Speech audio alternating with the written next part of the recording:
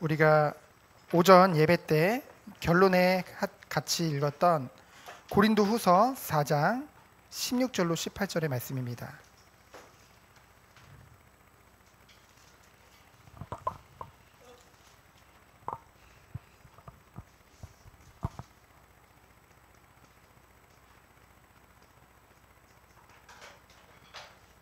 고린도후서 4장 16절로 18절 말씀을 우리 다 같이 합독하도록 하겠습니다.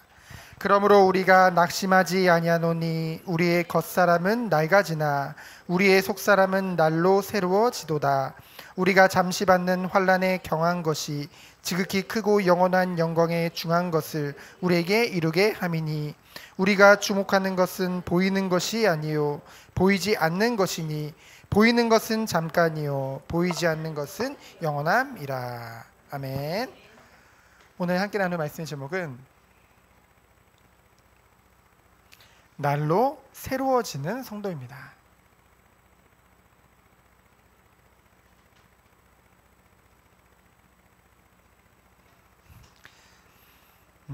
우리가 어제 우리 청소년 토요 모임 때 어떤 말씀을 나눴냐면요, 요한복음 3장 말씀을 함께 나눴습니다.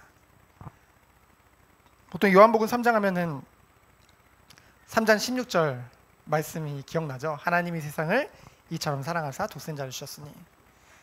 근데 그 말씀이 나오기까지 뭡니까? 그 질문을 한 사람이 있거든요. 도대체 어떻게 거듭날 수 있습니까? 질문을 한 사람이 있습니다. 누구죠? 니고데모죠. 니고데모. 그렇죠? 그 니고데모가 질문했어요. 아니, 당신이 지금껏 한 표적을 보니까 분명히 하나님이 함께 하시는 게 분명한데 혹시 당신이 메시아입니까? 라고 묻고 싶었던 거죠. 근데 예수님이 그건 말씀 안 하시고 바로 뭐라고 해요? 사람이 거듭나지 않고는 하나님 나라를 볼 수도 갈 수도 없다는 것을 말씀하시죠.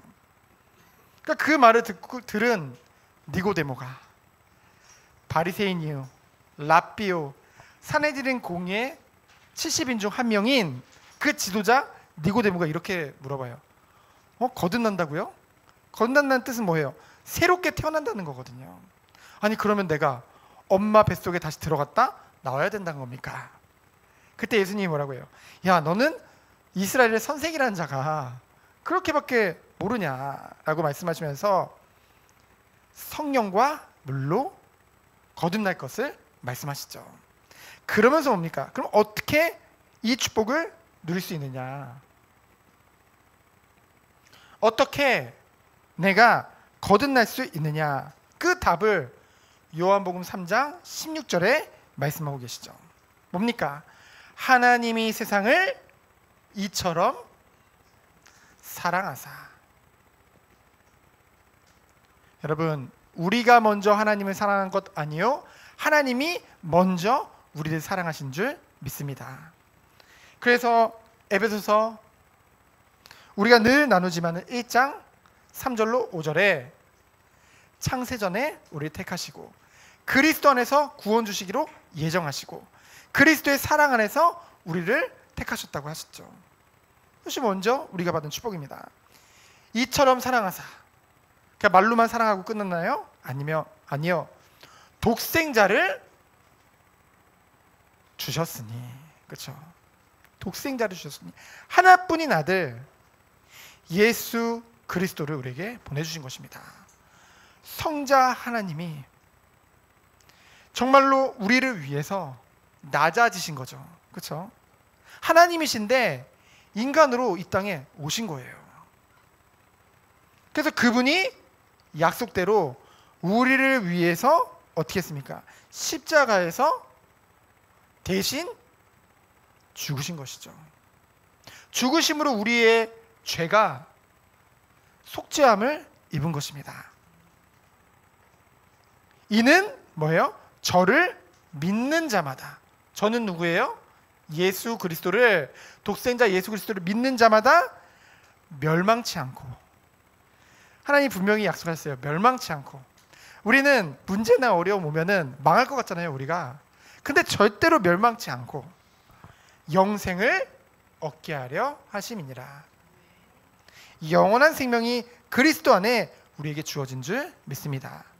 이것을 하나님이 우리에게 은혜로 선물로 주신 것이죠. 그래서 결국 뭡니까? 우리가 거듭난 것은 다른 것이 아니라 믿음으로 거듭나게 되어졌죠. 그래서 이걸 뭐라고 합니까? 어려운 말로 하면은 중생이라고 하죠. 하나님이 새롭게 다시 우리를 태어나게 하신 거예요. 누구 안에서요? 그리스도 안에서요. 불교에서 말하는 중생이랑 다릅니다. 불교에서 뭐 중생들아 이렇게 하잖아요. 그거랑 좀 달라요. 그렇죠? 그리스도 안에서 새롭게 태어난 거예요. 그래서 이제는 완전 구별된 삶을 살 수밖에 없는 것이죠. 그럼 우리가 오늘 본문 말씀과 같이 뭡니까? 그러므로 우리가 낙심하지 아니하노니. 우리 친구들 앞에 어린이부도 열심히 정리하고 막 이렇게 자, 우리가 낙심하지 않는 이유. 우리가 낙심하지 않는 이유가 무엇입니까? 우리가 살다 보면은 어려움이라는 것은 끊임없이 옵니다. 우리가 강단 말씀 서론에 살펴봤듯이 고난이라는 거, 그리고 심지어는 우리가 봤을 때 징계라고 말할 수 있을 만큼 그런 것들이 우리에게 온다는 것이죠. 근데 이것을 우리 힘으로는 견디고 인내하는 것이 쉽지가 않습니다. 실제로 그래요. 그렇기 때문에 우리는 그렇게 기도하거든요. 이 징계가 나에게 없으면 좋겠다. 나에게 어려운 일이 안 일어나고 그냥 하나님 안에 있으니까 막 축복만 받았으면 좋겠다. 그렇죠? 그렇게 생각을 합니다. 근데 히브리서 12장 8절에 보니까 뭐라고 했어요? 징계는 다 받는 것이거늘 너희에게 없으면 사생자요 친아들이 아니니라. 저는 이 말씀을 보면서 무슨 생각이 들었냐? 야, 아무리 생각해도 저는 하나님의 아들이 맞거든요. 하나님 자녀가 분명하거든요. 야, 이제 나는 세상적으로 봤을 때는 야, 이거 편한 길이 아니겠구나. 내가 원하는 길, 내가 생각하는 길이 아니겠구나. 왜요? 이것이 없으면은 사생자요 친아들이 아니라니까. 그렇죠? 앞으로 하나님이 내가 가는 길에 많은 문제나 어려움 있을 수밖에 없구나. 근데 이것이요, 개인의 문제뿐만이 아니라 시대적인 문제로 앞으로 올 거란 거죠. 믿는 자들이 그리스도 안에서 갈수록 세상으로부터 미움을 받을 수밖에 없는 그 시대가 주님 오시기 전에 온다는 거죠. 우리 오히려 이 징계라는 것이 결국은 바꾸어 말하면은 이게 오히려 내가 하나님의 자녀라는 증거구나. 그렇죠? 보통 반대로 생각하잖아요. 불신자들은 그렇게 얘기를 해요. 예를 들면은 지난번에 막 폭우로 인해서 교회가 그러니까 침수를 당한 교회들이 많잖아요. 그러니까 그 기사 댓글을 보면은 불신자들이 뭐라고 그러냐? 야, 이래도 하나님 살아있냐? 폭우에서 교회 잠기는 거 봐라. 니네 하나님 섬긴다면 그러면 폭우에도 안 잠기도록 하나님이 해주셔야지. 왜 잠기냐? 하나님 살아계신 거 맞냐? 라고 얘기를 해요. 그러나 우리들은 알고 있죠. 하나님의 자녀라는 증거로 어려움이나 문제도 올 수 있는 것입니다. 그렇죠? 그러나 우리들은 이 모든 것을 어떻게 해요? 넉넉히 이길 수가 있죠. 왜요? 누가 함께 하시기 때문에? 하나님이 우리와 함께 하시기 때문에. 그냥 함께 하신다는 것이 아니라 반드시 너와 함께 하신다고 하셨어요. 끝날까지 함께 하신다고 하셨어요. 영원히 함께 하신다고 약속해 주셨습니다. 그래서 우리는 뭐예요? 말씀해 보니까 우리의 겉사람은 낡아지나 낡아진다고 표현을 했어요. 누구는 어떤 사람은 이제 익어간다고 하는데, 그렇죠? 우리의 겉모습은, 우리의 육신은 날이 갈수록 낡아질 수밖에 없죠. 하지만 우리의 속사람은 뭐예요? 오늘 본문, 오늘 제목 말씀과 같이 날로 새로워지는 이 축복이 우리 성도님들에게 있기를 예수 그리스도 이름으로 축원드립니다. 정말 저는 이 축복을 누리고 싶어요. 그렇죠? 근데 속 사람이 새로워지면은 겉에서도 나타날 수밖에 없거든요. 그렇죠? 그러면서 뭡니까? 우리가 잠시 받는 환난이라고 했습니다. 우리는 환난이 너무 길어져서 우리가 힘들 것 같죠?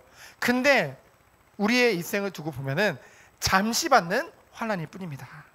이것을 은혜 안에서 우리가 넘어선다고 한다면은 우리에게 기다리고 있는 것은 뭐예요?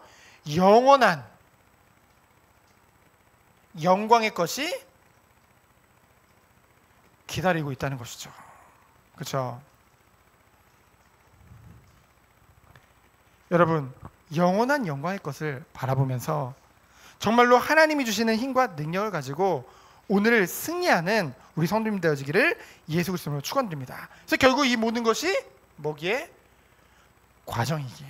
그렇죠? 근데 중요한 건 이 과정을 계획하시고 지금도 앞서서 이끌어 가시는 분이 누구라고요? 바로 우리의 주 되시는 하나님이시라는 거죠. 완전하신 하나님이라는 거죠. 전능하신 하나님이라는 거죠. 그래서 우리는 그것을 바라보며 나가는 것입니다. 그래서 우리가 집중할 것은 무엇입니까? 바로 하나님이죠. 이 세상을 앞으로 우리가 살아가는 데 있어서 이 모든 축복을 누리는 데 있어서 우리에게 필요한 것이 있습니다. 정말 필요한 것이 무엇일까요? 정말 필요한 것이 무엇인지 알게 되면은 우리에게 그 안에서 진짜로 무엇이 가장 중요한지 우선순위가 정해진다는 것이죠. 뭡니까? 결국은 영적인 힘이 없이는 이 세상을 살아갈 수조차 없는 그런 어려운 시대 가운데 우리가 살아가고 있다는 것이죠. 그래서 우리가 구할 것은 무엇입니까? 하나님께 이 영적인 힘을 달라고, 그렇죠? 늘 구하죠. 구할 수밖에 없는 것이죠. 그러니까 뭐예요? 영적인 힘을 위해서 영적인 것에 집중할 수밖에 없는 것입니다.